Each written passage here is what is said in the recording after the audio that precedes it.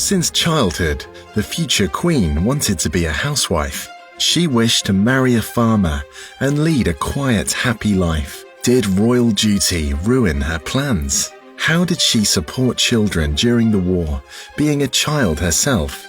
And was being a queen worth it after all?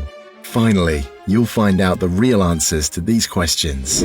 Queen Elizabeth led a truly extraordinary life. She was born way back in April 21st, 1926.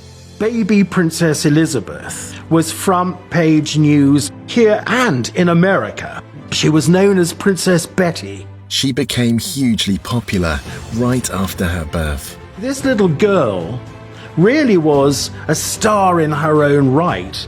And in fact, her mother once said, "It frightens me that people love her so much." She was never raised as a future Queen of England. Her childhood was quite simple. Her ambition was to marry a farmer and have lots of horses and have lots of dogs and really be an aristocratic housewife. That's what she wanted to be. But World War II changed everything. Little Lilibet and her sister Margaret were separated from their parents. We packed for the weekend and stayed for 5 years. And the feeble barbed wire, of course, wouldn't have kept anybody out, but it kept us in. Margaret and Elizabeth spent 5 years incarcerated at Windsor Castle. From there, she made the first of her famous radio broadcasts in 1940. Thousands of you in this country have had to leave your homes and be separated from your fathers and mothers. My sister Margaret Rose and I feel so much for you, as we know from experience what it means to be away from those we love most of all. She reassured the children of Britain who had been evacuated from their homes and families. But in the end, all will be well, for God will care for us and give us victory and peace.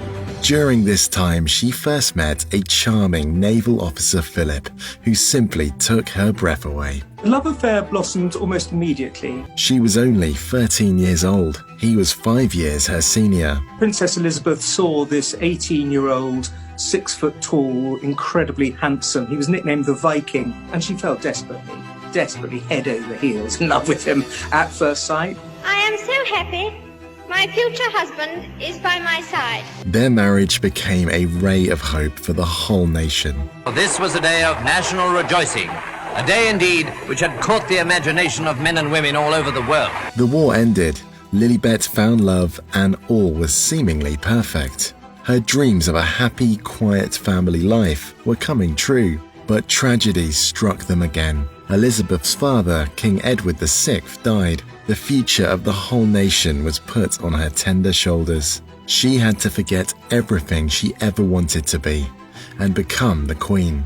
The death of her father had a huge impact on her because suddenly her young marriage, her young children were all but taken away from her. She was Queen. She had specific duties which she had to do, which really left her very little time to see her children. Her loyal husband, Philip, also gave up his career and kneeled before his wife. It's naturally disappointing because I'd just been promoted to commander.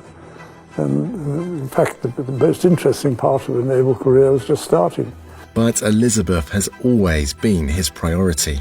Being married to the Queen, it seemed to me that my first duty was to serve her in the best way I could. She took on a hard duty and became the most famous woman in the world. But was it what she wanted? She was a woman in a man's world, stepping into what everyone thought was only a man could do.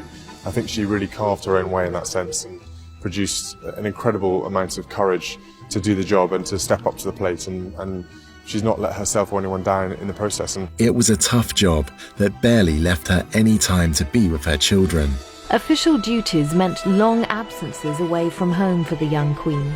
On one occasion, her son hardly recognized his mother. Elizabeth sacrificed a lot for her country, but she gained an endless love from her nation, as well as an amazing, supportive family.